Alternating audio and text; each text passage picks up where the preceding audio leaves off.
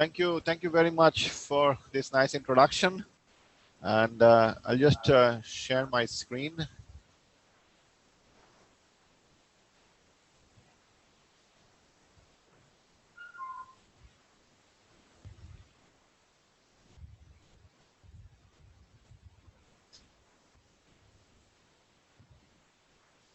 Is it okay, the full screen? Yes, sir. Can you see the full screen? Yes, sir, it is full. Okay, thank you. Okay, good morning to all of you, and thank you, Dr. Ramarao, for this invitation to talk on this topic in this event. Like this topic, as it says, machine learning in SAR data analysis. So it is. I work as as you have seen, I work in the area of SAR data analysis, whole SAR data analysis, and machine learning, of course, as one of those.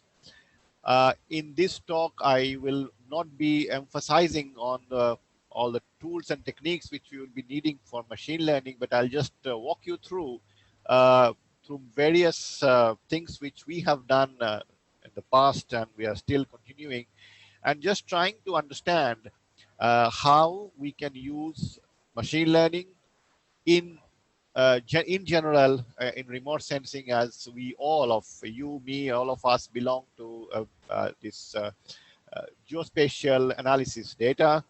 And the idea is that can we use machine learning from a domain knowledge point of view, not just utilizing it as a black box, what mostly we do and which should not be done. So I'll be emphasizing mostly on this aspect during my talk in this machine learning in SAR data analysis.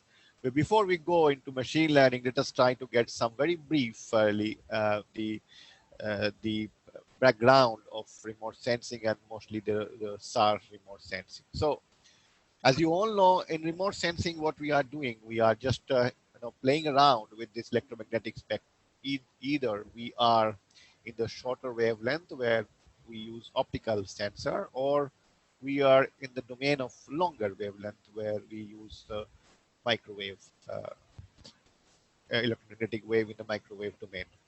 We either have active sensors or we have the passive sensors.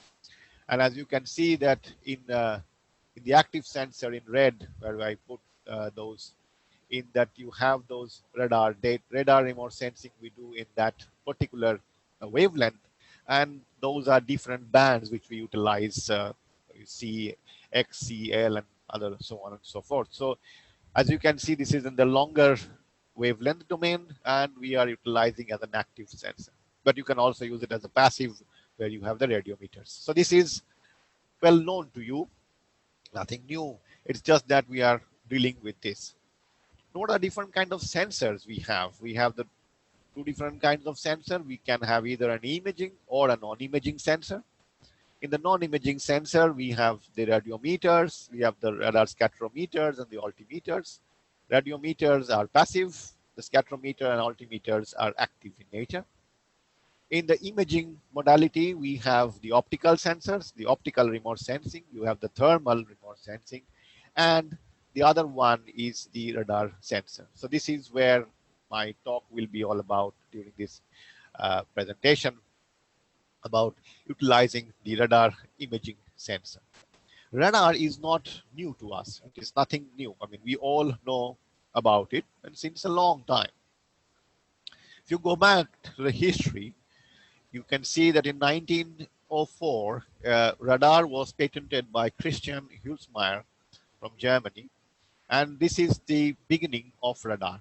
But it was not used to do anything of imaging or whatever we are doing it now. It was a patent which was given. But later, I mean, what we do with radar? What can we do? So it's just nothing but detecting and ranging synonym. It transmits pulse traveling with the velocity of light, and we have some of this energy which is reflected back towards the radar, and this is what we measure. This is what we are doing when we are utilizing radar for measurements. And this what we are measuring back is called the radar backscatter, and we call it as a sigma and naught. This is what a radar is measuring. More specifically, if you want to say that it is, sometimes we call it as a normalized radar backscatter coefficient. Why it is normalized? Because when we say that this energy which is received by the sensor is in comparison to the energy scattered by an isotropic scatterer. So this is what we normally use, and we utilize this sigma naught in decibel scale. So what happens in this case is that if you have the backscatter coefficient to be positive, that means you are having a reflection or the scattering towards the radar, and if you have it to be negative, it is away from the radar. And this is how we do the measurements. Typically, if you just see typically, they are, well, it's not a very limited, but if you say when we have high backscatter, when we say this is maybe from man-made object, you have some terrain slopes which are facing towards the radar. Either you have a very rough surface where you're looking at. You have high backscatter when you have rough surface, vegetation possibly, moderately agriculture, again moderately rough, and low when you have smooth surface or calm water where you do not get anything back to your sensor. Everything just goes away from the sensor. So it's very, very low. So you can just kind of understand them slightly, or just for the first hand information about this typical backscatter coefficient. But this is all about measurement. But what came later? What you have is that the patent of what we today we use as a synthetic aperture radar was given by Carl Willey in 1954 while he was working in the Goodyear Aerospace Corporation. Then he gave this a patent, which we today we use, of course, with a lot of sophistication and modification. And this is what is the starting point of the synthetic aperture radar, which we now know, and this is how the sensors are built. So the imaging geometry is very particular about for the SAR sensors. It's a side-looking business. It's looks in the side. So you have the synthetic aperture. So the sensor is moving in this direction. This is the azimuth, and you have it's looking on the slant, in the slant way over here in the ground. So unlike the optical, where you just say resolution of a pixel, here we just have something little bit different. Where we talk about two kinds of resolution. One is range resolution, which basically depends on the bandwidth of the received signal, and it is given in terms of this. So this is the speed of light and the bandwidth. And you have another resolution, which is the azimuth resolution, and it depends upon, as you can see, the synthetic aperture, which is the synthesized antenna, beam width, and so on and so forth. And at the end, what you get is very simple, is that the azimuth resolution is nothing but half the along track antenna length. So if you just do the computation, you see that, well, this is very simple. It is just half the antenna length. That means if I just go on decreasing the antenna length, I get very high resolution. Of course, you can go to a certain limit. Of course, there are limitations depending upon the electronics. But as you can see, it's simple, and they do not have any relationship. So these are two different resolutions. You have a range resolution and an azimuth resolution. Now, the question comes is, well, what do we get out of it? So let us try to look into a simple problem. Comparing it with a real radar and a synthetic aperture radar. So what the difference is that if I have a real aperture radar, now what you see is that I have a real aperture radar, and I see this is, I get the equation for the range resolution. The azimuth, the range resolution the azimuth resolution, if you can see, is very high.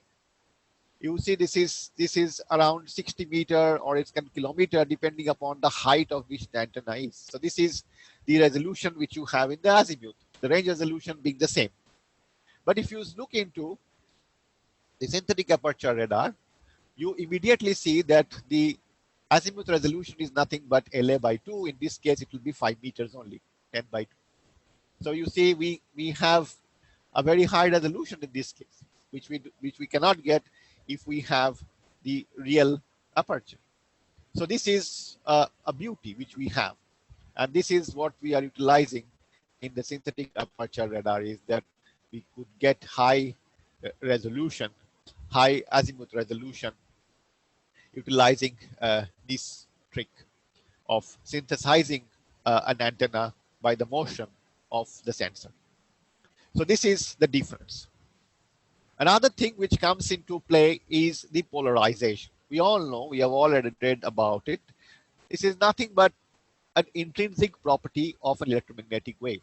So what is it? It is nothing but the locus of the electromagnetic wave as it moves in space. So you can have either the green, which is the horizontally polarized, and you have the blue as the vertically polarized.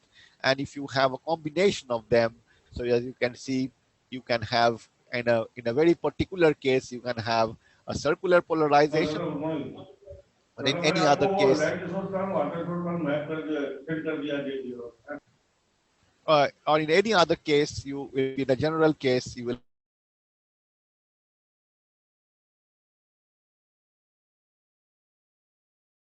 is important. Why it is important to have polarization? As I mentioned, this is an intrinsic property of an electromagnetic wave, and utilizing it, I would be able to get some of the intrinsic information about scatterer. That means what we are looking at for Earth observation. And this is exactly what we'll be looking at and we'll be using. How can we distinguish between scattering? One, we have something called a coherent, and the other one which we call as incoherent. Now, what do they mean? It's simple. Something, if you see, this is a coherent way. Everything gives you, you have sent the wave which is in some polarization, but you're getting it back in the similar kind of polarization. So it's everything is proper. So everything is in coherent nature. But nature is not that. It's not, in an ideal case, you have something which is, so you can see it's all mixed up. So if you see that there is a problem over here, so that means everything is not coherent over here. It's we are dealing over here. If you have a coherent, we are dealing with something like a completely polarized case.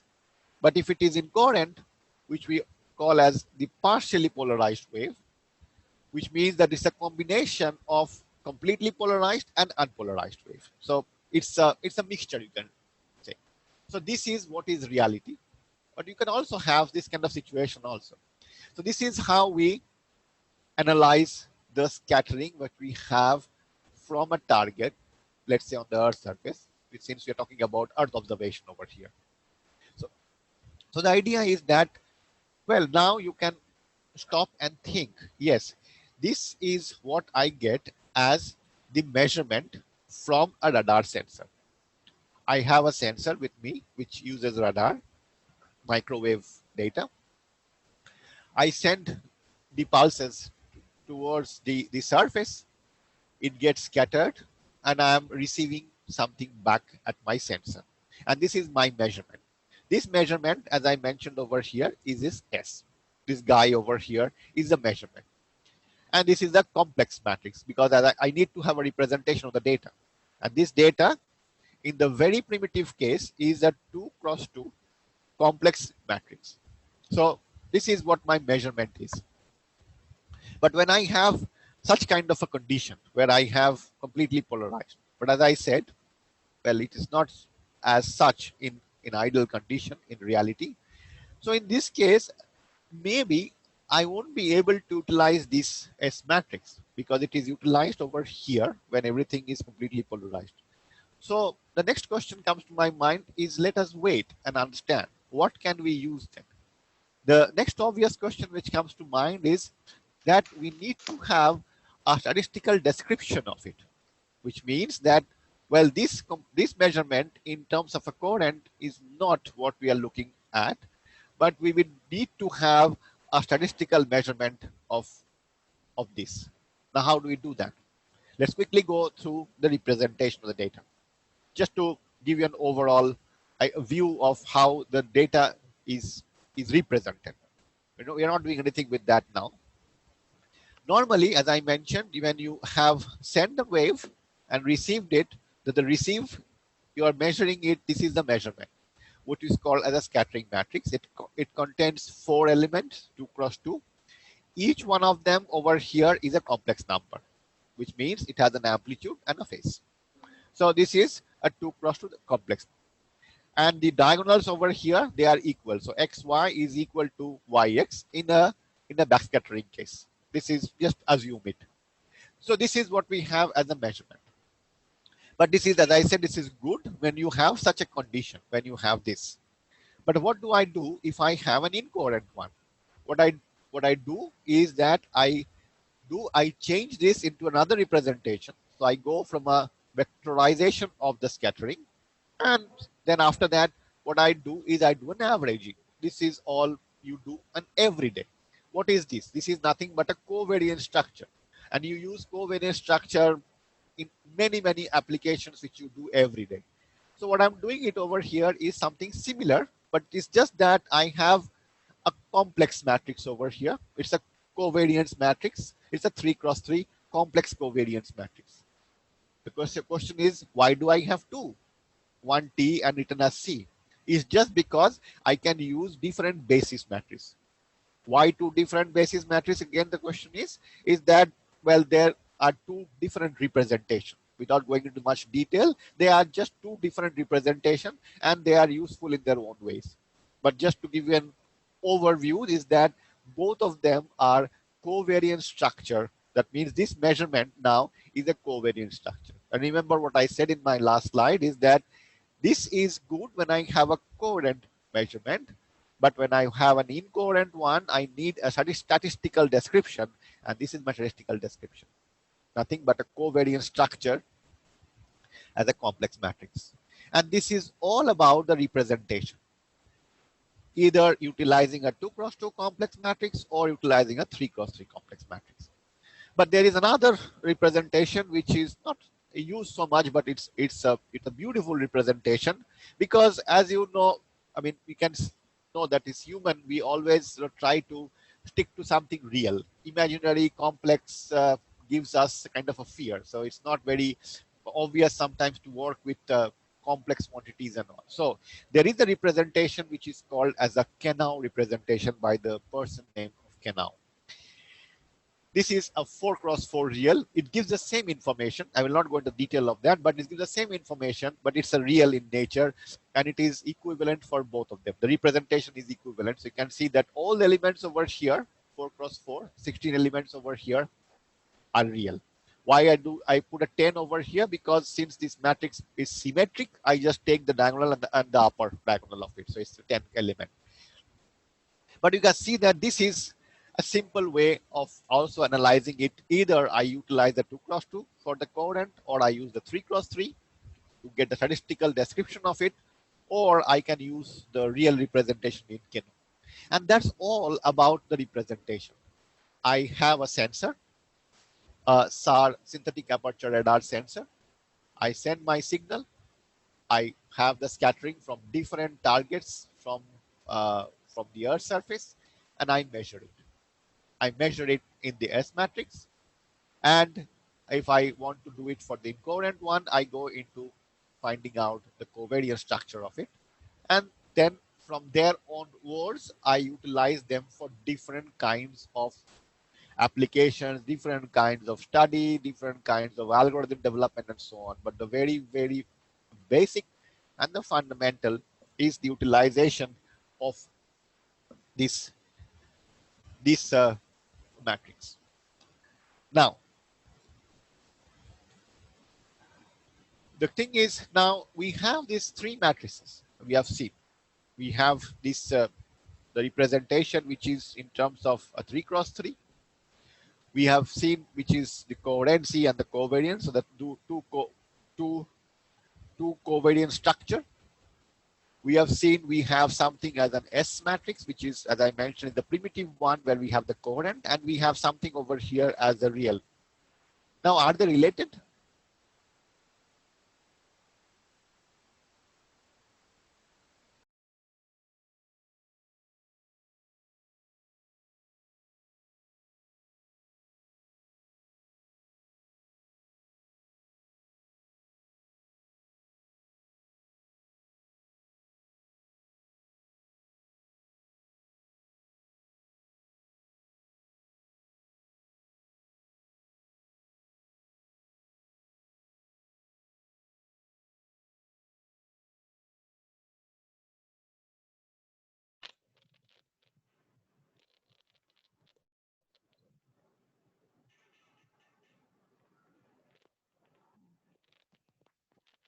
Hello, sir.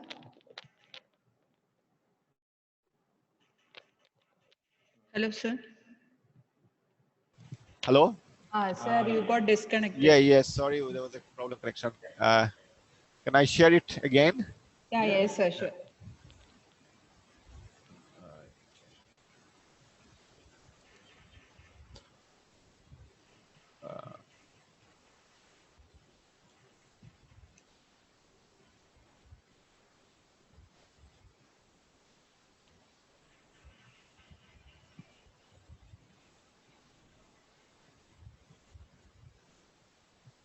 Is it okay? Yes, sir. Okay. Sorry for that. Yeah. So, so as I was mentioning, I was in this slide. So there is a relationship between them. If you can go from the S to the K, from the T to the C, and you can go from one to the other also. But as you can see, there is a red line which says that you cannot come back from these to the S matrix. Why? Simple, because you have already done over here an averaging. An incoherent averaging is already done over here. So there's no way you can go back to an S matrix. Because this is now a full rank matrix, you cannot have a rank 1 matrix going back to them. So it's not possible to go back to this one, but otherwise all other combinations are possible. So this is now the representation, and you can go from one to the other depending upon your preferences or depending upon your application and so on. So let us go back to an image to start with. How do an image of from a radar or synthetic aperture radar fully polarimetric image looks like? This is an image from a Google Earth image, which you have always see, and this is a representation, or this is the image what you see from a synthetic aperture radar. This is nothing but a false color composite, as you see on any optical image. But the false color composite have its own meaning. I will not go into detail over here now, but as you can see, you have a red and a green and a blue. And sorry. And each one of them, the colors, they have their own physical interpretation.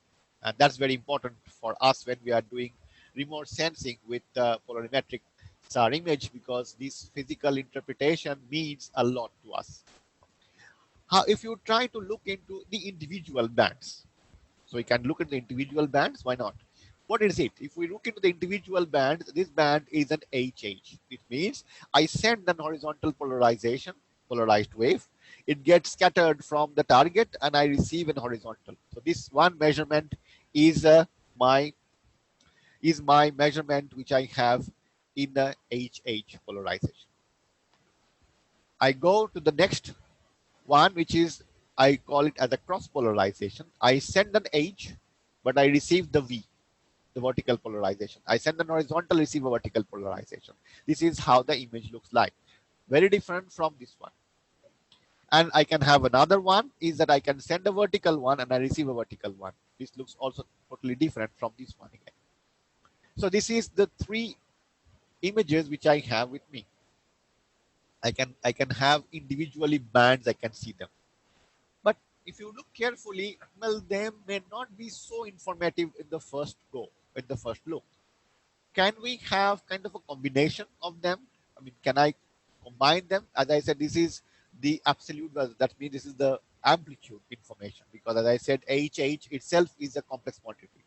So I took the mode of that and just made it into a dB scale, just to have a contrast. There's nothing but a log stretch.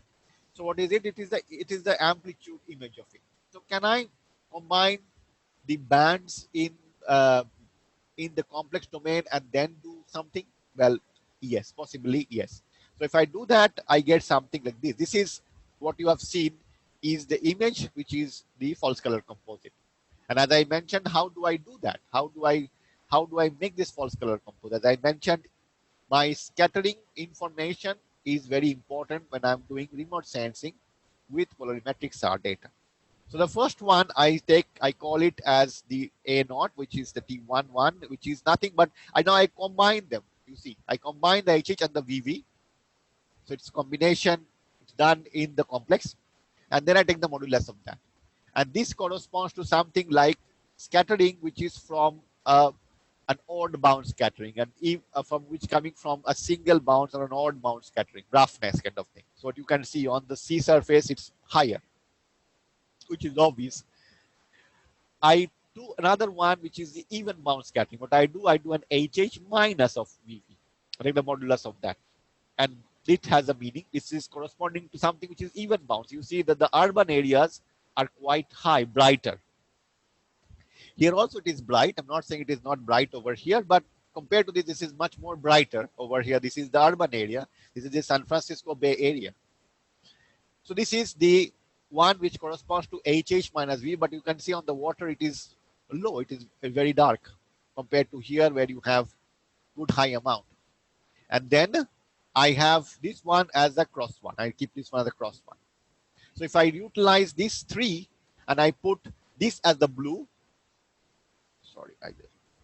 if I put this as the blue, this as the red, and this as the green, I get this false color composite. And as you can see, each one of them have their own meaning in the domain of scattering. So there is a physical justification of physics behind it when I am dealing with these kind of images. Well, I'm sure you are dealing with all different kinds of images, and all of them have their own properties, reflection, scattering, and so on. So the idea is this has its own scattering meaning. So next I go, this talk is about machine learning, but I start with something which is no machine learning. Start with that. So I try to give you an understanding of clustering, image clustering, using only the intrinsic information which is there, which comes from the physics of scattering. This is of course true for polarimetric SAR data, but this is true for any remote sensing data. It can be your optical data, your multispectral, it can be hyperspectral, LiDAR. They have their own physical meaning. Since I'm doing it with polarimetric SAR data, I'll be talking about the physics of scattering in this case. So I do an image clustering with no machine learning. Can I do that? So that means I just try to find out some parameters. I just try to extract some information out of it. I'll not go into detail of how do I do that. That's a different subject altogether. But believe me that I have some tools and techniques where I can extract some kind of information from the fully polarimetric SAR data, and I'm calling that as scattering type, the first information. I mean, just to give just what can you think of as the scattering type means? Scattering type, some say something like this. The same image, I put into a scattering type with a bounded scale, which goes from 0 to 90. 0 corresponds to something which is over here, corresponds to an odd bounce mechanism. Single bounce or odd bounce. You have the wave coming and it is scattered in an odd number of times, either a single 1 or 3 or 5 and so on. This is characterized by this lower end. If it is pure, the more purer it is, the more you have towards 0. And when you, as you have starting to get mixture, it goes higher up over here. The other extreme corresponds to something like an even bounce. This is odd, this is even, where you have double bounce. You have 2 bounces, or 4 bounces, and so on. The more purer it is, it goes to over here at 90. So as you can see, I have a bounded information.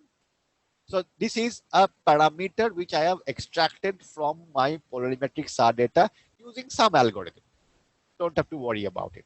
So this gives me information of the scattering type. Why it is scattering type? Because if I have a water body over here, as you have seen in the previous example, this is very coherent over here.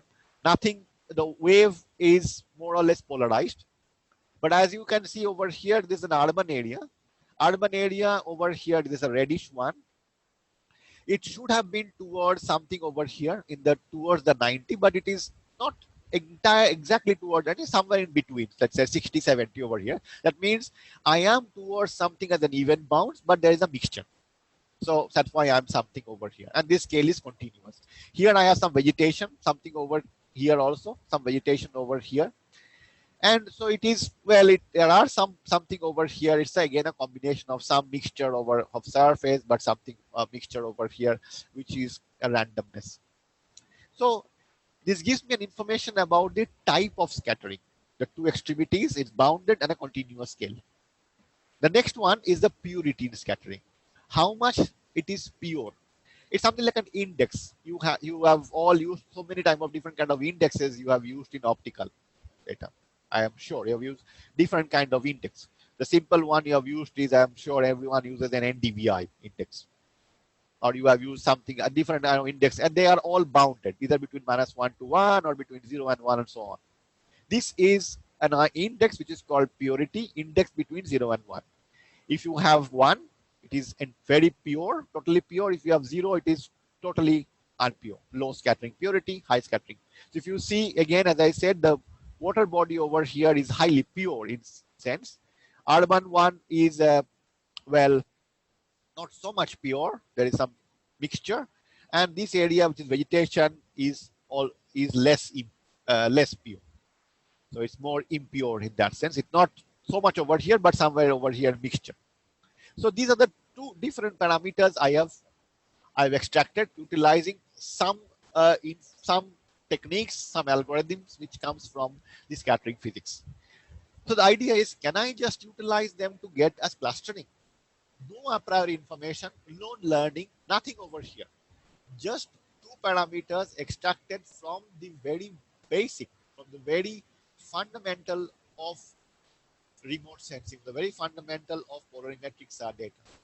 So without any learning, without any a priori knowledge, nothing, I can just do a segmentation of this data based on this. So I can easily put them, compute the pixel values, the two values, the PGD, which is the purity, and the alpha, which is the scattering type, and you just put them in on this cluster. The divisions are made from prior knowledge of, again, scattering physics. This knowledge is nothing but less than 0.5, greater than 0.5, and the other over here on this axis is from some other domain knowledge. So I'm just utilizing my domain knowledge, which is there. I'm computing these two parameters, just putting them on this plane and see where they belong to. And if you can see, I can just have a very nice clusters, 8 clusters of them. So there is no machine learning. There is no learning at all. It's just purely depending on my knowledge about the domain. Everything comes from a domain. That's why I said no machine learning, only scattering physics. And this is what I get, a clustering, which nicely clusters this image into 8 different clusters. A second method, which is also very powerful, is that I can also utilize again 2 different kinds of mechanisms, scattering parameters coming from different. This is coming from a polarimetric SAR data. This is coming from a compact, 2 different kinds of sensor acquisition, and I can easily divide them into different properties, and I can put them into different clusters. Here I can have 12 clusters. This is a polar representation, a different representation, but again, no a priori knowledge. Again, this comes from the knowledge about the domain. The 2 parameters which you have, one over here on this axis, is again the scattering type. This one, which is the theta, as I mentioned, this is nothing an angular one. The angular one comes from a scattering type, and the radial one talks about some kind of a purity. So some purity in scattering and some type in scattering. Just as you have seen the last example, this is a different one, but they almost come from a similar idea, similar knowledge. It's just that there is some refinement, there are some changes a little bit here and there, depending upon the knowledge of what about the scattering, but they all have their own meaning, and these are all profound. They have a profound meaning which is based on this scattering physics. So this is what I wanted to say before I move into machine learning something. So the idea is that I'm able to do clustering, which is a very simple thing, which is done the first thing which you do, and this is done without the knowledge of machine learning. Now let's slowly move into some applications. Of course, I will not teach machine learning over here. I'll just tell you the same thing. How you can do machine learning, but you have to stop and think and then apply. It's not that something is available and you are just taking it and applying it to whatever remote sensing you are doing. Optical, remote sensing, multispectral, hyperspectral, LiDAR, SAR, whatever. It doesn't make much sense in that case. It's always very important to actually, first of all, go with the very first principle, the fundamental knowledge. Knowledge about the data which you are using, and then knowledge about, of course, the background. In, of course, whichever background you are working. Some people are working in the in some utilizing for urban areas. Some people are utilizing for forestry, for agriculture, for geological application. So you have your own background. Depending upon that background and the data which you have knowledge, then you utilize whatever machine learning tools you want to use, just not off the shelf anything. Before I move to show you the examples which utilizes machine learning and radar remote sensing, I like this very much. If all you have is a hammer, everything looks like a nail. It means that you have machine learning, deep learning at your disposal. Doesn't mean that should be the one to be used. So there is a mindset always. People are saying that, well, I'm just, I have a hammer, I'm just looking for the nail. It should not be in that way. So this is very nice. I like it very much. This is by Abraham Maslow, the psychologist and US American psychologist. And he says very nicely, and this is exactly what we are dealing with today, is that, well, we are utilizing machine learning and deep learning everywhere, maybe without paying much attention all the time. So going to machine learning. This is a mind map of machine learning. I use it for myself, so I thought maybe I can share that with you, because I always forget what is where. There's so many things are there, and you have to just look around what's there. So machine learning, you have, I just put them into a classical one. I said it's a reinforcement learning, ensemble learning, and neural nets and deep learning. So I just try to make them in a different arrangement so that it's a mind map and you are able to just look at them and say which one to use, where to use, and so on and so forth. So there are so many things out there. I mean, I know you are all working on them, and maybe you know which one to use for. Just in this, for this domain, this talk, I'll be just talking about over here. The first one is just to use some of the ensemble learning and some dimensional reduction one, which is this basically the TSNE plot we'll be looking at over here. What we are doing over here, we are utilizing machine learning as an ensemble methods, which is the first one. And you have from decision tree to you have the optimized gradient boosting algorithm and so on. So there are so many things which you can do. We'll just look into the random forest and then extreme gradient boosting algorithms for a particular application. Now this particular application is for agriculture. This is for crop. We are doing work which is on agriculture, and this is what is important to understand, is that how can we utilize polarimetric SAR data, utilize a machine learning technique, do a classification, clustering, but with the knowledge, again, as I mentioned, I will always be mentioning that with the knowledge of the domain. Is it possible to do? How?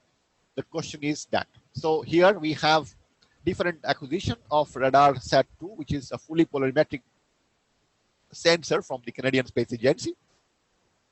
We have data sets from India and of course Canada, which we are doing it for a long time. And the idea is that to extract some features out. So in this case, I just use the representation. I just use the data as the representation in terms of the Kano matrix. As you have seen, this is the real matrix I'm talking about here again. This is the real matrix. I have the diagonal elements and I have the off-diagonal elements over here. Now I just extract those out. I represent the data in this. I extract those out, those 10 elements over here, and I put them into a machine learning, and I try to see what happens over there. So if I try to understand and I just try to see that how the diagonal elements, which are there on the diagonal, how they behave on the different kinds of crops, because these are something which is real. These are real physical entity. I have the data measured, so I should be getting different information from these different kinds of crops which have totally different geometries and many other things. If I try to see that and I see that, well, they have variations on the diagonal element, and which is interesting to see that they have on certain elements which are on the off diagonal corresponding to some of the crops. And this is interesting to find out that I have here different crops, 4 different crops: banana, cotton, sugarcane, and rice, with different structures, of course, as you know and you have seen. And these elements behave in a different way. If I try to plot them using the TS&E plot, which is coming from a dimensional reduction plot, I'm able to see the cluster formation. If I see the same thing for the Manitoba case, which is for the Canada, again for diagonal elements which have totally different crops, I have wheat, canola, soybean, and corn. I am able to see again variations in the diagonal elements, and the same thing happens, of course, for different crops. I get different kinds of information coming from, again, the off diagonal element. So what's the motivation? The motivation is that I am utilizing a machine learning technique over here, random forest and extreme gradient boosting forest. Here, I want to do a classification utilizing these ensemble methods, but with a background knowledge of what I am putting inside these machines. Because of the fact that I am utilizing this kind of data sets, polarimetric SAR data set, and I'm using it for some real quantity, which are these crops. And if I see that, here I get very nice different clusters formation. So that means when I'm utilizing these elements from information extracted from a polarimetric SAR data, I'm able to get information, and the final product is a classification output. Well, that's the end. But what is there in between? What is there in between is the information, or what you want to understand, the insight of what's going on. The matrix elements helps understanding the geometry, orientation, row structure, possibly many other things, because this is what the real structure is.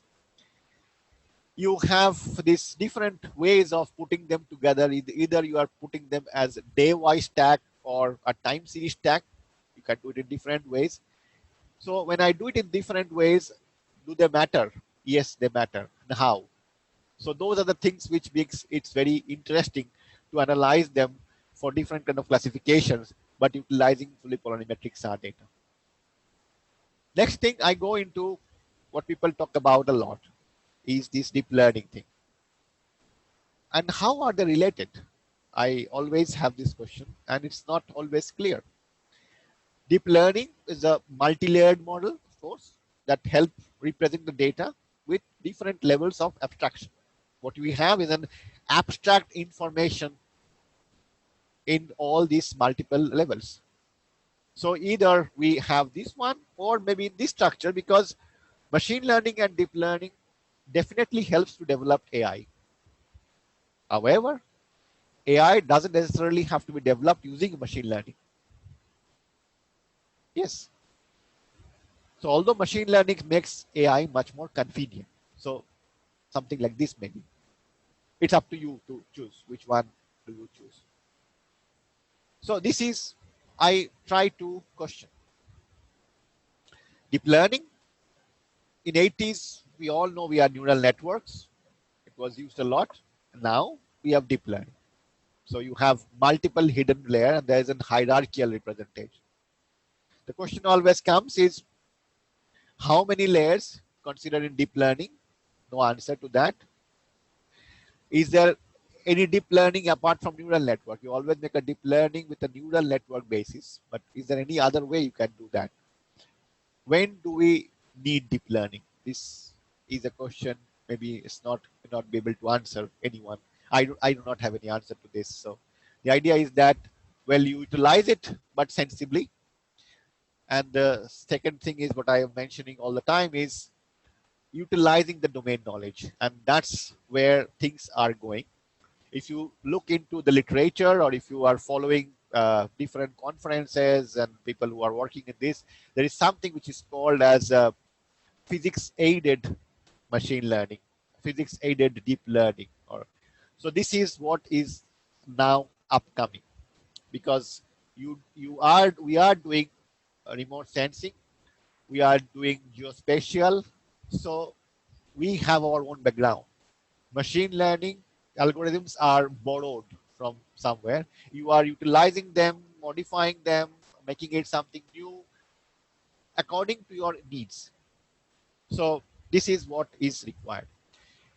And I always try to incorporate this in all my lectures and all my work, is that deep learning with physics. So that means how to use physics to guide a deep learning model. And here physics can come from anywhere. I mean, it is after all your domain. Simply here I can have, so the question over here is how to use this model, how to use physics to guide a deep learning. When I say this, I get this question, how do you, when you are saying it, how do I use it? And I say it in two ways. Well, you can have other ways also. If you can find out, let me know. But at the moment, I can look into two different ways of doing it. Either you do a feature engineering which is based on your model, based on your physics model. You are doing something, you have a background of what you are doing. You have, there's a physics model which is driving those things. So you have the data, you do this physics-based model and you get an output, and that maybe you can incorporate in your database model, or this is your wherever you're doing a neural network and deep learning from here, and then do predictions, classification, regression, and so on. So that means here I have a feature engineering done by us, because it's not that I'm just giving it over here alone, but there is another path over here which is going the output of my feature engineering, which I have control of, where I know my domain, I know what's going on. This is one way of guiding it. The other way of guiding it, when you are doing it in the loss function, you have a loss function. So this is data plus a physics driven loss function. That means I have the loss function, but there I can also incorporate a loss function, which again comes from your domain knowledge. And this is, I call it a physical inconsistency. If you are working with atmospheric maybe data, you can put some of the atmospheric I don't know, inconsistency which you can have in your model. It's not only data driven. You can incorporate over here in your loss function something which is driven by your knowledge. So that means here possibly I can use it in two ways. Either I use as feature engineering, or I use it as a loss function driven.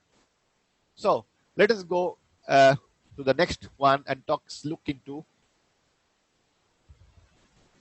well, there are many ways we can have deep learning, neural network based, but in this talk, mostly I'll be talking about the autoencoder based work. So autoencoders, of course, well, there is a difference between when you do a PCA and an autoencoders. PCA also is used for dimension reduction, but here autoencoders are not linear, unlike the PCA, which are linear, and they are very highly efficient in many different cases. What you are doing is you're having a high dimensional, you're compressing it to a low dimensional, but maintaining some of the things. What you are doing is, the basic thing is that you have your data and you are doing a reconstruction of the same thing. What you're doing is you're minimizing the reconstruction error between your data and the reconstruction over here. And this is in between, you have the code. So this is what I am utilizing. So I have the input, I have the encoder, I have the code, and I have the decoder. And at the end, I have the the output, which is the same as I want to do it as the input. And this is, so the latent variables over here play an important role. What I'm trying to find out is this loss function over here, where one of them is a reconstruction loss, the other is a regularizer, which is nothing but just a divergence measure over here. This is a Kullback-Leibler divergence. This is standard. I'm not doing anything at all. But what I'm trying to say over here, when you are doing it, let's say this is your input, which is your synthetic aperture radar polarimetric data. And you are trying to find out a representation of that over here. And you are trying to find out this reconstruction loss and regularizer. So you are trying to do an encoder decoder. And here in between, this is the code. So this is what you want to pick out and put it in your any machine learning algorithm. Simple as such. You can just utilize them. The idea is that information is hidden over here. But as you can understand, it is an abstract information. What does it mean? That is coming from here to here into the reconstruction. There is a lot of nonlinear transformation which has happened in between. So the Z over here may look something very weird if you just want to see them. But maybe sometimes they have some meaning. But what kind of meaning are there? I'll just try to show you an example. So this is what I will be using over here are the autoencoders. And I'll be utilizing the code in. So I'll go through them, through the examples quickly. I'll just look into the different kinds of autoencoder. We have autoencoder, the variational autoencoder, the denoising, sparse, and so on. So we'll not go into all of them in detail. Let's go with an example. I do it for first example is for urban classification. It's very, very important because it's growing. Urban, and can we do a classification using remote sensing data, utilizing source polarimetric SAR data and deep learning, in this case, an autoencoder.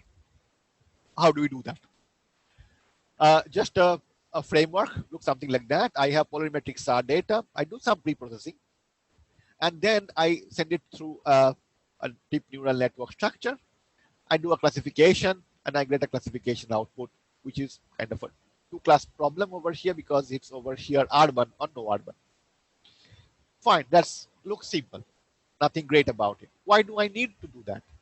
Because SAR data, that comes in a very large dynamic range, and I need to, let's say, compress the feature space using deep learning, some variant of deep learning. You have urban areas, which is in polarimetric SAR area. This is an area from Los Angeles. You can see what's going on over here. It's a bit strange. Why strange? At one go, you'll not be able to understand, but let me explain you what's strange over here. Strange. This is an urban area. This over here, red, is also an urban area. What do you see?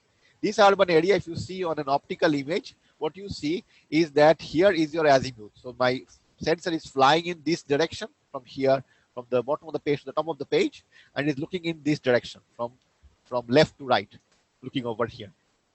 This area is tilted to the radar line of sight because the radar is looking in this direction. This is oriented to the radar line of sight. And because of this orientation, there's a geometrical problem, and you are utilizing polarization.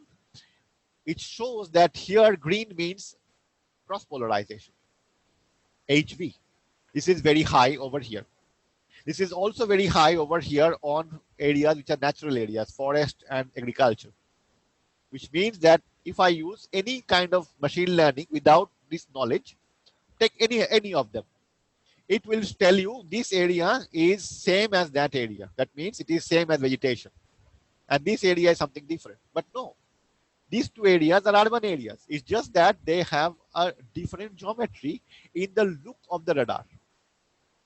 There is a problem. And this is a major problem when we are utilizing polarimetric radar. That means I have this cross polarization, which is a signature should come from natural areas, is coming from an urban area, which is oriented. I cannot deal with this. This image, if you directly put into something, any classifier you name it, it will give you an output which is wrong. So the idea is, can I take this advantage of my knowledge? Because I know that. I know this from my scattering physics idea. That's what I mentioned over here. And that means I know it already. Can I take this idea from my domain knowledge and fix this? How can I fix this? I'll just let you know. The next point is that I am utilizing complex values. I'm utilizing, as I mentioned, the 3x3 covariance matrix. The covariance structure, as you have seen, is a complex domain. And doing complex values in a neural network, you will end up in trouble because you will have the back propagation, which is not analytic in nature. So there is a method which talks about complex value neural network. There's a totally subject on that. But to just avoid this, I can use it on the real domain. So the real domain, as I mentioned, is the Canyon space, in the 4x4 real domain. So I can do that, and because I have the background and domain knowledge. What I do over here, as I said, I have this target, which is in a 0 degree. If you say this is, that means this is azimuth, this is 90 degree to the radar line of sight. So I have this orientation. This gives me problem. So can I generalize those target? Can I take a pixel and I rotate them in all possible directions, and I think, and this gives me my database of urban areas. I utilize the same thing over here. I do a generalized urban area, as I mentioned. So I rotate it for all possible things, and this gives me a large database, and I do my training on that. So I generalize an urban area database. I just do optimal feature extraction, which is the autoencoder part, and I just do supervised classification. Simple as that. Just the 3 steps. But again, as I mentioned, since I have a background knowledge, I know that these SAR data, they follow a typical distribution, a probability distribution. So I can introduce them as a texture parameter also, because here it was only geometrical parameter. At the end, when I'm doing classification, I can also put some texture parameters, which are nothing but some of the parameter estimated from a distribution which is already known in literature. So when I do this, this is the database. I rotate it, each one of them by rotation matrix, and I calculate the response. That's what I said, respond in the training data set. And this is what I utilize to get my representation, input to output. This is the learned representation. I utilize them, and this is what I mentioned. If I don't know what is there inside, this is a black box to me, because this is where I have all these features which were non-linearly transformed, and I have just taken them to put it in my classifier. But can I see them? I mean, because there are so many of them, I just picked out arbitrarily any one of them, and I see, do I see anything over here? Because this is my image. Do I see something over here? And in some of them, yes, I see something. I see that there is a kind of a signature coming over here. But in others, maybe not. That means the neuron has fired something over here depending upon what was initiated, what was there. So depending upon some of them, I can say that it is not entirely black box. I mean, there is something going on, even though it's not linearly transforming, but still I am able to get an idea what's going on over there. So that means I'm trying to look into not a black box, but trying to get a feature out of it. And I just do some classification. I just for the results very quickly. If you see, this is the urban area. Here, this is an area which is also oriented to the radar line of sight. It shows as a green over here. But when I do a classification using the technique which I proposed over here, I get very well classified the urban areas. Over a same image, but for a different sensor, with different frequency, I get, again, good result. I compare it with the standard SVM. You all do it, or also with something called the Wishart is nothing but a maximum likelihood classifier. I see I'm unable to characterize this target, this area, which is an urban area. If you see, this is the area of San Francisco, which is that it is tilted to the radar line of sight. The radar is flying from here to there, looking in this direction. Same problem. I'm unable to capture it. The same thing over here. So that means utilizing this information with the knowledge of physics, I'm able to do that. Quickly go into something like an urban change detection. It's very important because urban cities are growing. So what I'm doing is taking two data sets at time t0 and t1. I'm trying to do some pre-processing, and there's a comparison over here. And this is where I'm utilizing my knowledge of physics, and I'm finding out a change map and then doing the change detection. If I just talk about the same thing, I take it from here, the feature extracted, and then I do just a MLP at the end. This is the areas come from Los Angeles again. They are all co-registered L-band data sets. And if you see the results, there is a change over here in the urban area, and I'm able to very nice capture the urban area. It shows urban change, natural unchanged, urban unchanged. I'm able to capture very nice, again utilizing my polarimetric SAR data, my knowledge, and again an autoencoder to get the features, and just MLP to get a classified image, which is nothing but the change. Again, if you see over here a change map, this is also nice because you see over here there's a change. There was no building constructed over here, this portion. This is what you have as a classified out. I go into something as a multi-frequency for crop classification. So you know that since we are changing the frequency of your sensor, you'll be getting different kinds of scattering from different kinds of target, and that will be utilized to infer differently this scattering from how can I incorporate them together and then utilize them to find out the classification.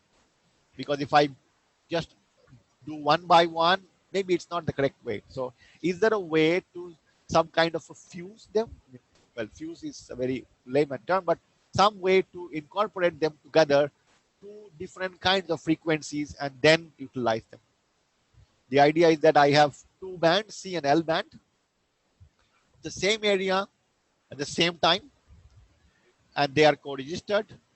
And what I utilize is a framework which we developed. It's called the tensorization framework, where I am just trying to incorporate kind of mix two information coming from two frequency data sets. That means something like over here.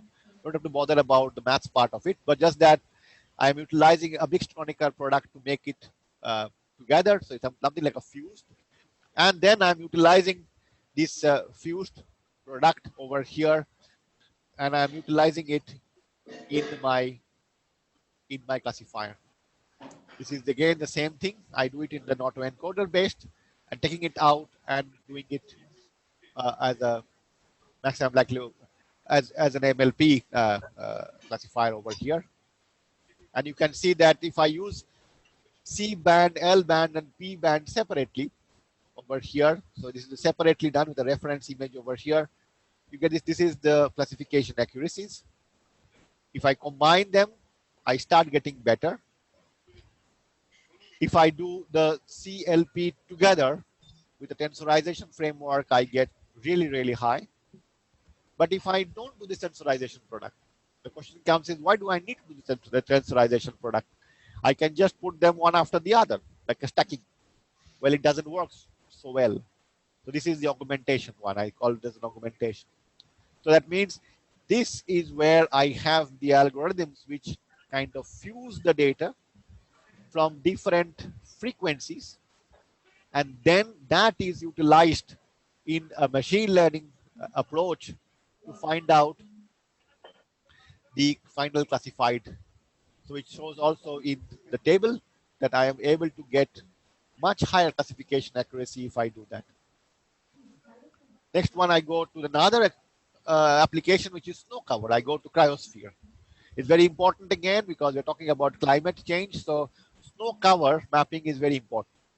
So how do I do snow cover? So that means again, if I have again a polarimetric SAR image, I take the image and I can utilize it and I put them into a again a black box machine learning, and I get it. But wait over here. What do we see? As I mentioned in my in the previous slides, is that I get the data, the polarimetric SAR data in H and V. Transmit an H, receive an H, an H and a V and a V and a V. This is the standard polarimetric SAR data I have in a basis which is horizontal vertical basis, an orthogonal system where I have the horizontal vertical. And if I just utilize it, I just have the data in one basis. But what do I have at my disposal? Since the data is fully polarimetric, I can change the basis. I can go from one basis to another. For example, I can go from an HV linear basis to a circular basis, and a right circular or a left circular. So that means I can simulate different bases. And if I simulate different bases, possibly I will get different information, because if I change my polarization structure, I get the scattering which is different. But my measurement I have done in only H and V. But since I have the four measurement, I have the quad nature.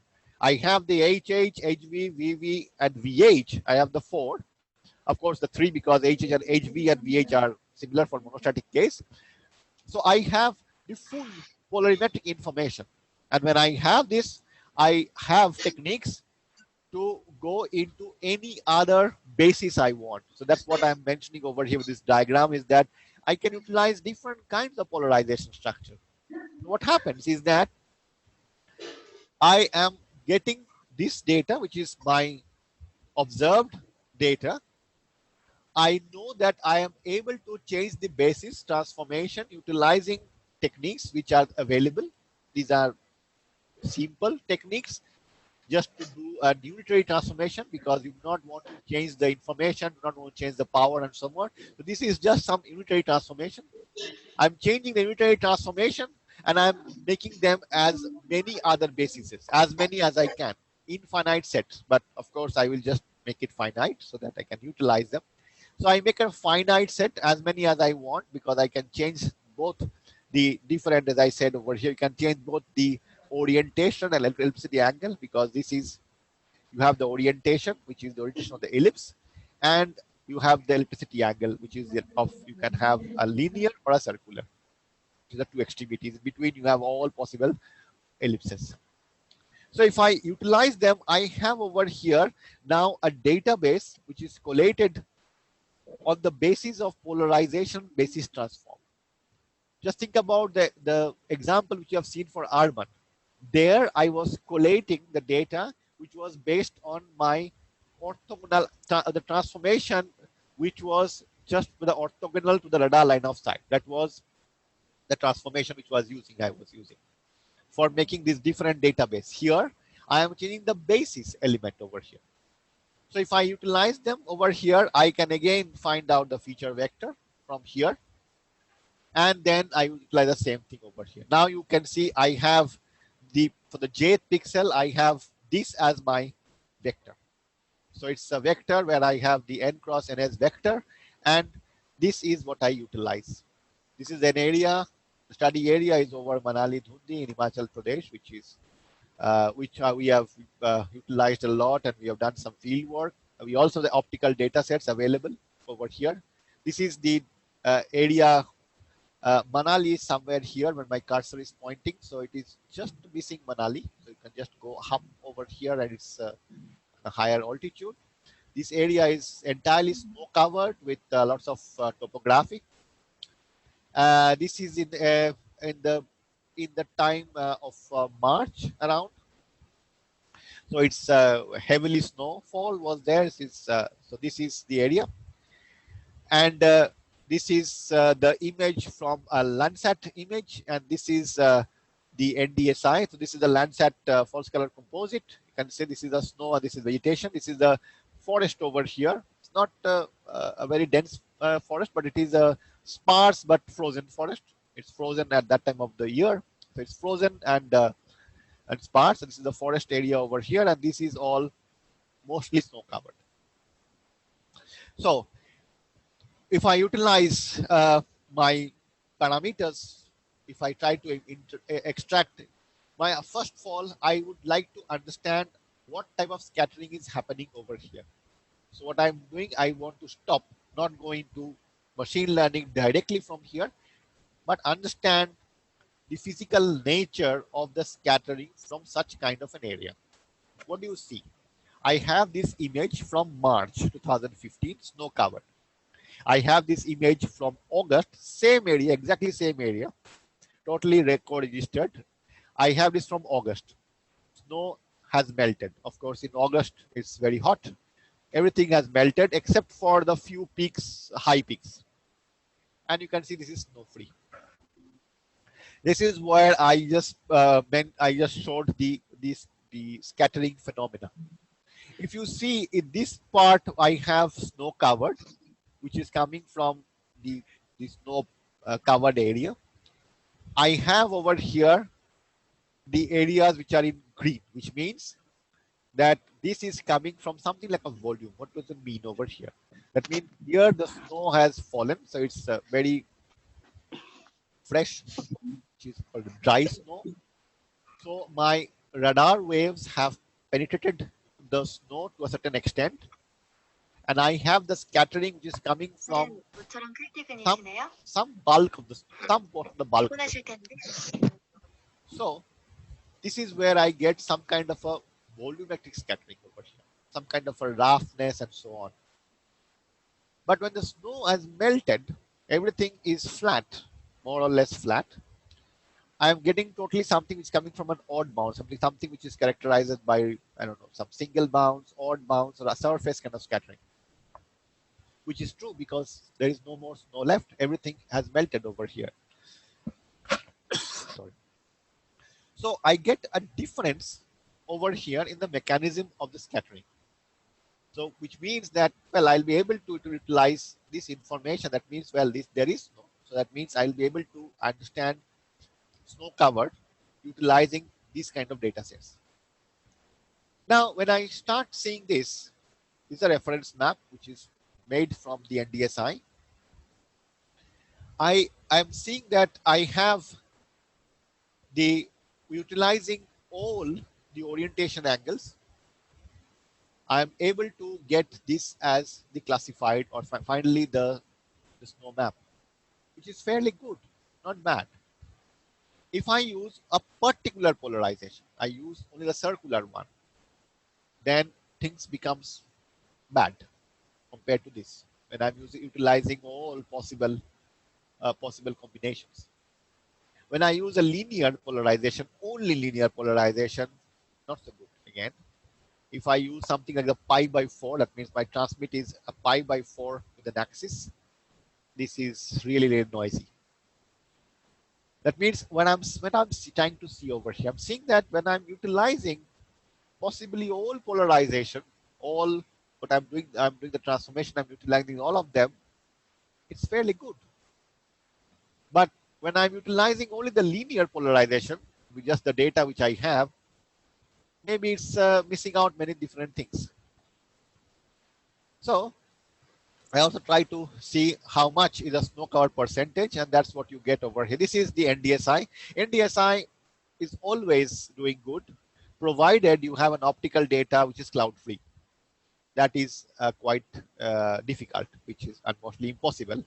We were lucky to get only one Landsat 8 data, but close to our acquisition date, but not on the acquisition date, very close. So we could make an NDSI image out of it. And if you can see that it is, the percentage is around 72% over here, which is quite high. But for the SAR data, even if you utilize all of them, the SAR data is not bad. It's performing quite well, not very far from that. So if I use again the linear, the circular, and the pi by 4, well, I don't have so good results. So it's because I am not utilizing exhaustive information. And since I have a fully polarimetric SAR data, why not? I change the basis and I try to get all the information. So in a nutshell, what I'm doing over here is that I have the measurement. I utilize the pulsar data. I use the basis transformation, which is the general polarization. I say the general polarization representation, which is the generalization of this one. And I get all this generalized data set. And I extend the feature from here, just nothing but the components out of it. There's no feature as such, just a component. I put it into a classifier and I get down. I do an AE and an MLP. I do an MLP only.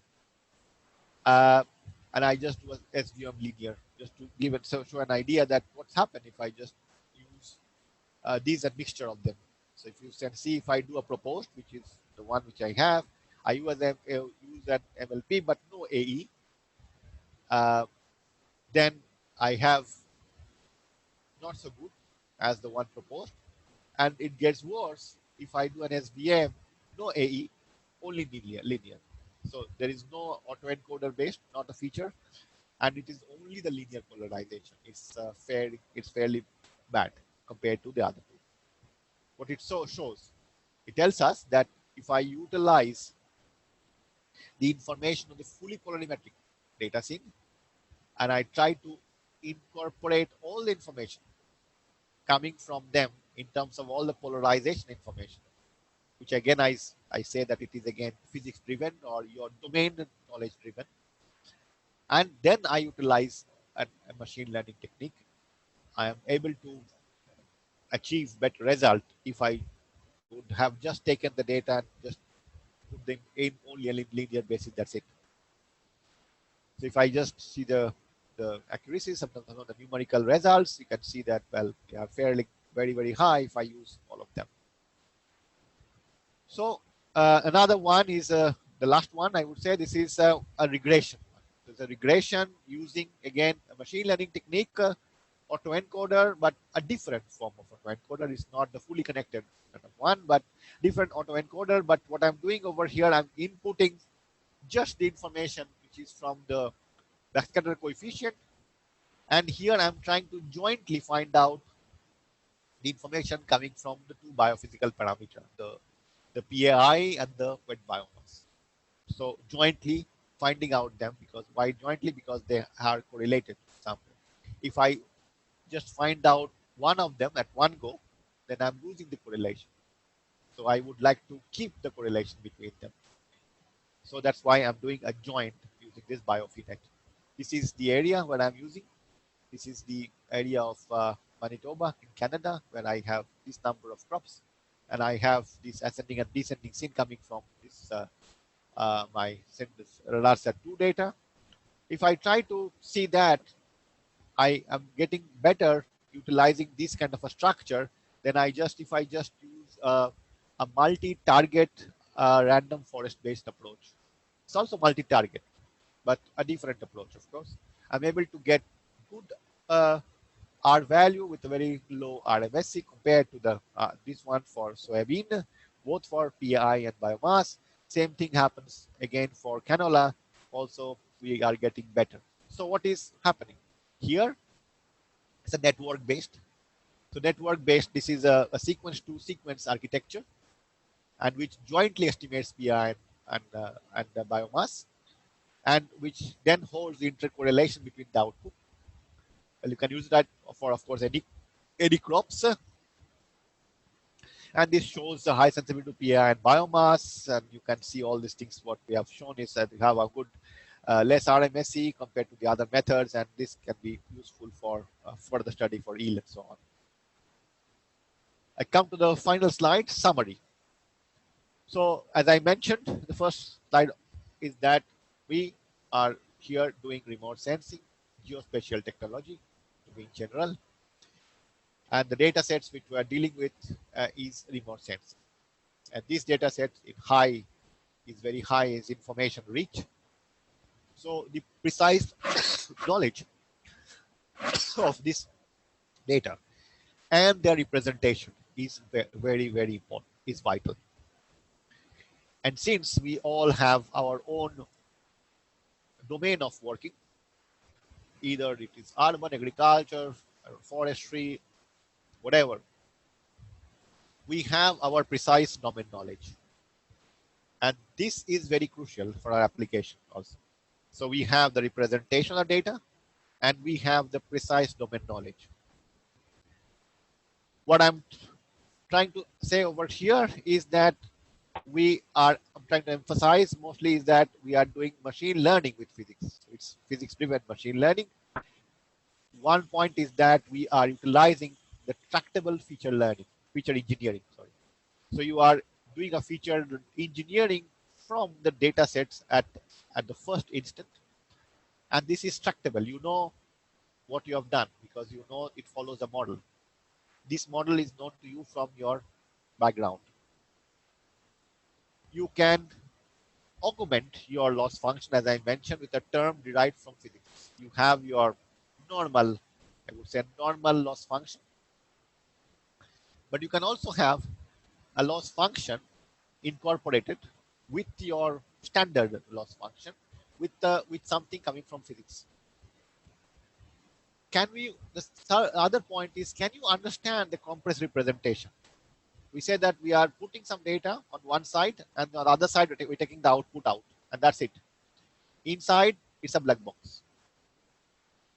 Let's say when I'm doing autoencoder, I know, well, there is a encoder decoder between, there is a code, and this is what I'm trying to utilize. So can I take this code and try to, let's see, look into them and see if I can get some meaningful information?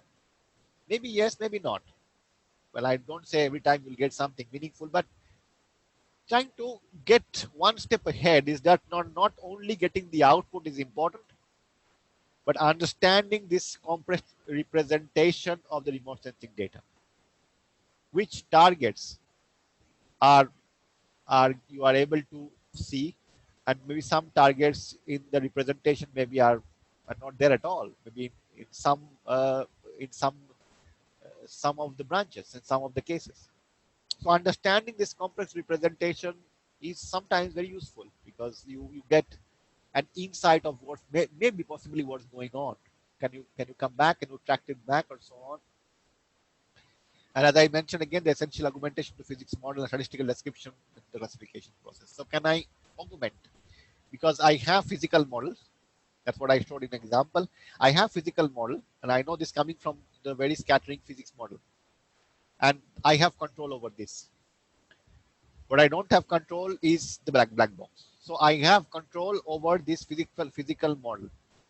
One more thing which I know that is that all these data sets which I have at our disposal, the fully polarimetric SAR data, channel-wise information, all, they have very beautiful statistical description. These are beautiful descriptions which we can get from statistics, information, geometry, and so on and so forth. If you go, it's a totally different talk altogether. I won't go to that, but if you are interested, you can look into that. You can get very, very nice information coming out from the polypolarimetric SAR data using information theory, on which is also called information geometry. Can I incorporate them in the process of classification or regression if you are doing, which may enhance your output? So this is what I want to say, is that this is machine learning in remote sensing, but it is driven by our own knowledge of the domain. Thank you very much for your patience.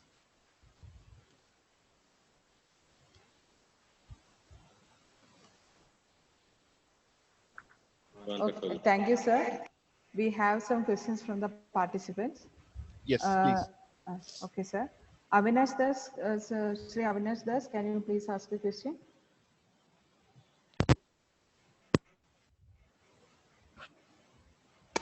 Hello. Yeah, yeah.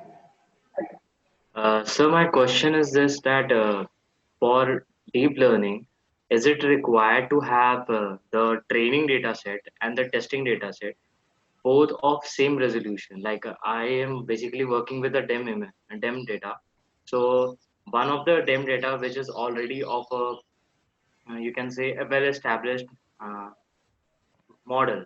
So I want to use that particular model training data and give my own testing data, and which is my one is of around 10-meter resolution, and the established one is around of 56-meter. So can I do the testing on that? Is it dependent on the resolution, or is it not dependent on the resolution? Well, the answer would be I would say in some case yes or no, yes and no, because it depends upon what exactly are you doing the application. I would look into that, because if your training data is not capturing exactly what you want to have at the output, then no, it doesn't make any sense to utilize them as a training data. But if you are saying that you have a data set which is one is 20 meter, the other is 56 meter, you said, isn't it? Something 10 like meter that. and 56-meter. Yeah. So 10 meters. So if you are if there is the problem which you are dealing with is a kind of a area or something which is kind of there's an homogeneity. So the homogeneity will maybe is captured by both of them. So if whatever you can see maybe in 10 meter, possibly 56 meter also there's a homogeneity. But for example, if you are looking at something which is some kind of a structural information, which requires a high resolution, which is around a 10 meter thing, and another one which is of course not available on a 56 meter. So then, well, it is of no use. But if your application is on, for example, let's say I am working on finding out something on large forest area, Amazon, or I'm trying to do it over oceans, for example. So it fairly doesn't matter if I maybe have something which is of low resolution or a high resolution, because I'm trying to capture the same homogeneity in the data. But if I say I have an urban area, look at 10 meter urban area, if I try to see, will give me more information. But if I have 56 meter, well, I am losing the so it's all contextual based, I would say. If your application demands that it is an homogeneous area and you are able to capture the information which you want to have both in training and in testing, then it's okay. But otherwise, I would say it's not going to solve any purpose. So in my particular case, I am working on CNN for lineament extraction, basically. Not exactly Okay. lineament. So for creator identification, creator extraction. So I'll be using template matching as well. So Okay. will it be workable or will it not in Well, this context? Yes. I don't even answer will it work or not, because if it doesn't work and I say yes, you will catch me. No, So, sir. so the So in thing a is, generalized way, yeah, can it be possible or not? yeah, My maybe yes, it is possible on a sense, because since no, you have kind of lineament can be of any structures, possibly, because they can be of any structure. So possibly if you take it on a different resolution, maybe you will be able to capture all possible.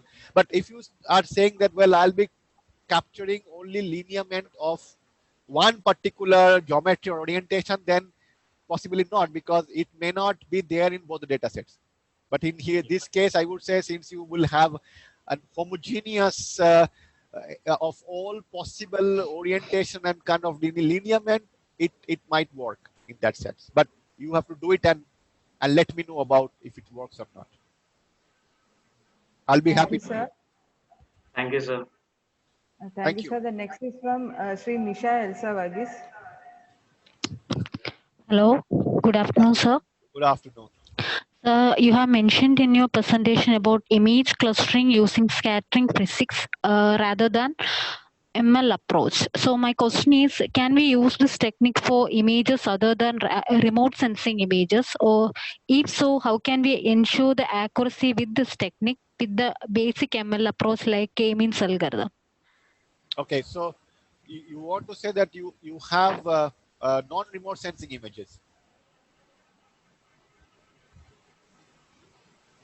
Can you please unmute Nisha? Elsa. Hello, Yeah, sir. yeah. So if I can get your question correctly, so you are For using. example, remote sensing rather than remote sensing. For example, biomedical images. Okay. So you want to utilize biomedical images and you want to use it with some machine learning technique. No, sir, not machine No. learning Our technique. question That is, is, you have mentioned scattering type or purity index in scattering physics. You have mentioned. So I'm asking about that clustering technique. Oh, okay, okay. Sorry. Maybe I didn't get the point. Okay, now I got it. Well, I can give you in some this question in an answer in a different way. So, well, I do not know much about biomedical imaging, but you have, so the point is of understanding the modality of imaging first. Okay, so biomedical imaging, fine, but biomedical imaging by what kind of method? You have a computer tomography image or any other kind of image. So if that imaging modality tells you something about the different properties, the structure of, let's say, if you are looking at cells or tissues or something, if it tells you about the structure, some kind of an homogeneity of them, some kind of other, I don't know, some physical properties also, then it is possible, well, I would say not exactly what I mentioned over here, like scattering, whatever you have said, purity, no, maybe not exactly those, but there are other kind of parameters or features which can be extracted from these kind of images. For example, if you go to computer tomographic images, you can extract many kind of different morphological structures, morphological parameters, which they can extract from this very nice computer tomographic images. Morphology, I don't know whether you know about this. Morphology, stereology is a branch. I would like to refer you to Professor B.S. Dayasagar. He's a specialist in this. You can look into his work. He does a lot of work in this domain.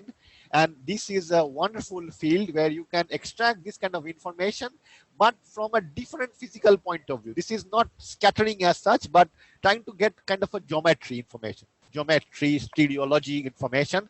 And that is coming from the domain. So the one who is a biologist or a doctor will be able to tell, well, this makes any sense or not. And the person who is doing the extraction of this information from a morphological parameters will be able to tell whether, well, they make a sense or not in terms of the imaging they are having. So then these features then can be incorporated into whatever machine learning you use. What you are doing, the same thing what I am doing over here. Here, my information is scattering physics, where I am having a radar data where I know the scattering is in this way. In that, you are trying to get it out of a modality of the imaging, and you are trying to get information from a biological point of view, and that, if it is meaningful, you are able to put that into your machine learning. I hope this makes sense or something. Thank you, sir. Thank you, sir. Thank you. Thank you, sir. Next question is from Sri Shashikant. Hello, sir. Hello. Good afternoon. Afternoon. I'm Sasigant Sahu. I'm doing my PhD in IIT Roorkee. Okay. Sir, I'm a big fan of you. Actually, Oh. I have seen a lot of papers. Fan. Yeah, actually, I have seen a lot of papers regarding radar, and I am one of the objective is micro remote sensing for detecting buried channels and geological structures in third deserts using different scattering mechanisms. And sir, my question is whether different decomposition techniques along with scattering mechanisms can be useful for detecting this structure and buried channels. And second one is how machine learning will be helpful for my study using these data sets. Like I am using Sentinel and ALOS archive data, where I use BV and BS dual polarized data in Sentinel-1 and HH and HB in ALOS 2 data.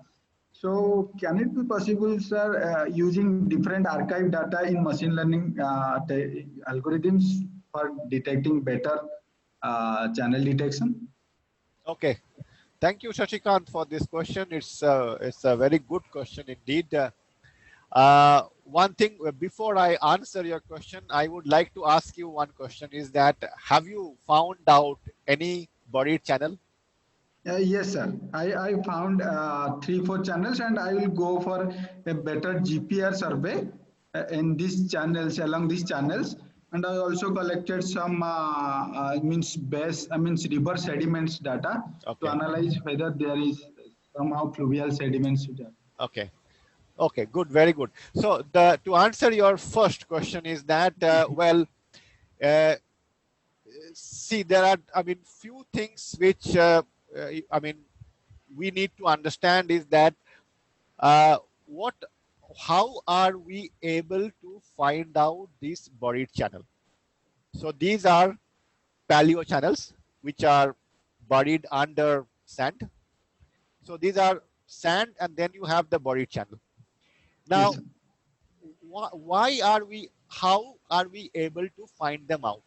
If I use an optical image, maybe we will not, because there will be no signature at all on the surface.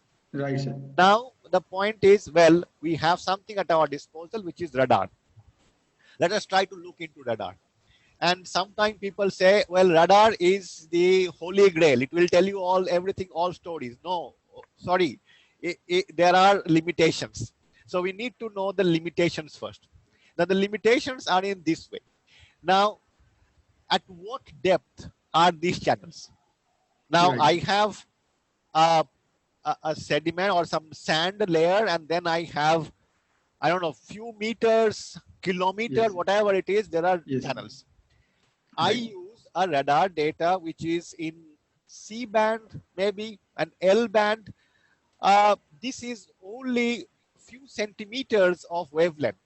Okay, I have the sand to be really, really dry. Rajasthan, I would say Rajasthan, where you have the paleo channels, and well, you have an extreme heat, you have dry condition, totally dry condition.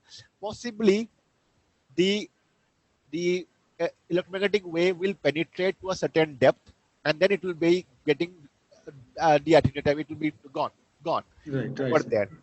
Now the thing is, with a C band, it's not possible to penetrate if you have few meters. I mean, on the Right. surface shell, if you have, you will be able to get a signature. Now, why this signature you are getting? Because of the change of the dielectric property between the top surface and those paleo channels, which possibly have a dielectric property higher than the above. So there is a dielectric constant contrast which is there. That is the basic principle. Right, sir. Now the point is, how much depth? Now you say, well, C band, it is shorter wave. Let me go to an L band. I go to a longer wavelength than L band, 23 centimeter. How much can it go? Imagine you just have a little bit of wetness, I would say, but little bit of wetness in that sand. It is gone. You will not be able to detect anything at all. So Right. you need really special condition, one, where you can really detect these channels which are buried much I mean much lower. No, it will, you cannot do that. So these are, I'm not discouraging you, I'm just giving the truth. Sir, Yeah. sir, my Yes, you are muted, Sachika. Sir, sir, the next question No, is the question is it's not over the answer. Sachikant, yes. So Yes, the sir. idea is that I would say you to understand first these signatures, what you are, that's my question was to you, that could you find any channel? And your answer was yes. And that is Sir, one of my idea was to detect the river sediments, whether if there is channel or not. But if there is a channel, there should be any river sediments like pebbles, cobbles, and boulders type. And in that area, we get some high volume scatterings yes, rather than the single bounce or the scatterings. right. So detecting that volume scattering in more means enhance the this volume scattering, or whether we can go for a different decomposition techniques or any. yes, you can go for a decomposition technique, but I would suggest to first look into the individual channel wise, because decomposition, when you do this decomposition, these are on a higher information content, so you do not know exactly why they're happening. So I would say just do something like a VH by VV kind of thing, so ratio, something Sir, like that. right, sir. I am Yeah, doing so now Mr. only Shashikant, we'll have, I think maybe VVH. later on you can have some separate discussion, sir. We'll have other questions. Right, Time sir. is Right, short. sir. Okay, Okay, so thank No you. worries, sir. so Okay. just do whatever you are doing, decomposition will work, and machine learning do if it is required. Okay, sir. Okay. Okay, we can Okay. discuss later on if you are Right. interested. Sir. Yes. Thank you. Thank you, sir. The next question is from Srija Das. Srija Das. Okay, we will move to the next one. And the next question is from Sri Ashish Paul.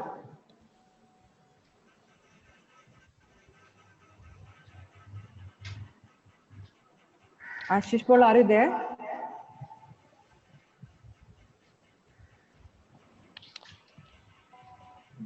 Okay. Next is Sri Shubha. Shubha, are you there?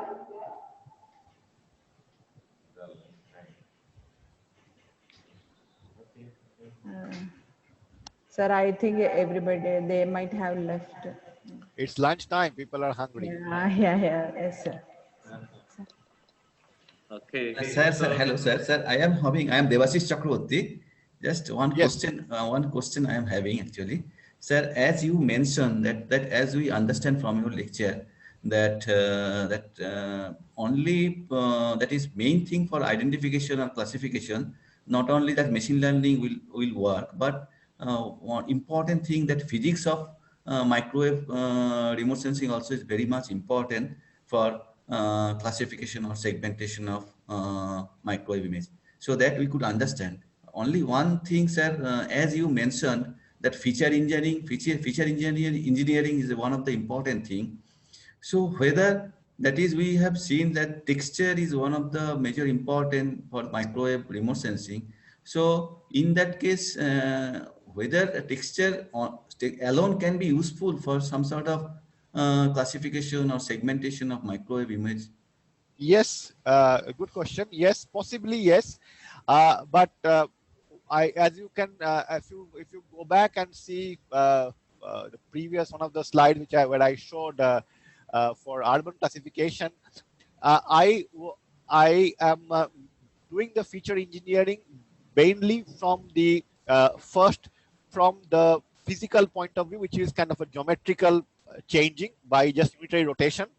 But at the end, when I incorporate them to the machine learning part, there only I am injecting some of the features which are texture information, and those texture informations are coming from nothing but some parameter estimation from the statistical point of view, statistical models which are defining the data.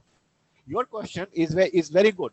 Yes, you can, for example, if you think that, and as you have on your question, as you mentioned, I am only telling from my point of view, from my research point of view about radar data, but it can do it for any data sets you have. It can be other remote sensing data, any other data set which are non-remote sensing also, if you have the background knowledge. As I mentioned, physics, because it is just the way as you try to do that. But the thing is, yes, you can incorporate texture information inside your classifier, or when you can want to put it, you can go through an autoencoder based, but provided you know those texture information comes from what. So these texture information have some meaning from the domain knowledge which you are using. For example, I just give an example very quickly. For example, if you are utilizing an optical data and you say, I want to get the aralic features. The aralic features give the texture information.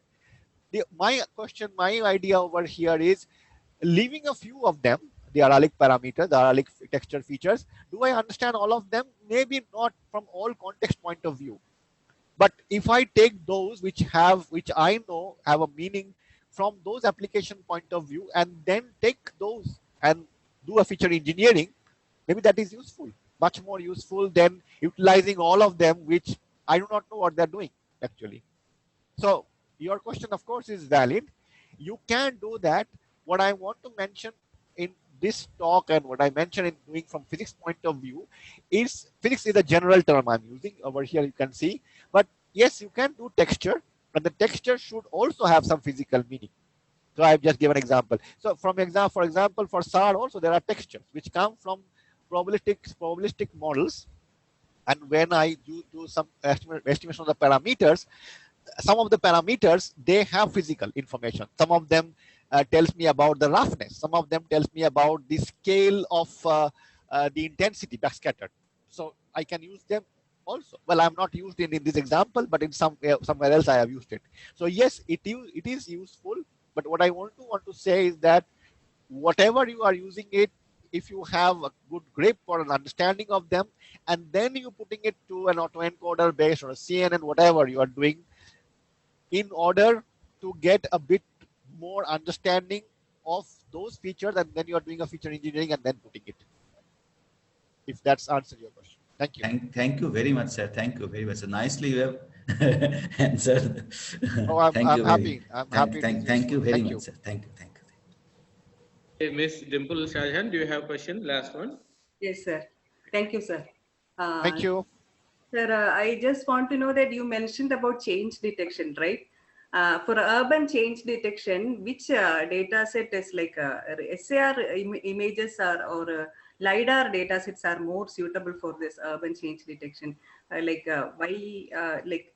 How can we compare like SAR data sets and LiDAR data sets? Which one is more? Okay, you're asking me which one to use? Well, if you are asking me, then of course gives more accuracy if we go for 3D like change detection, right? And for 3D reconstruction also, urban reconstruction. Okay, it's a tough question, but if you tell me which one to use, I will always tell you to use SAR data because I come from them. And if it is LiDAR, you can ask Professor Rao. So he can tell you, he will tell that. So that we will fight among each other. So we'll fight among each other. So, so the thing is, well, I do not know about LiDAR data. I mean, I just have seen them. I have not worked with them. Dr. Ramarao can tell better to you. But for SAR, I know that it works in many cases because it captures well the backscatter intensity along with the geometry. And I can utilize both of them for urban. But yes, there are the different issues which might have, and always if you can use another data set.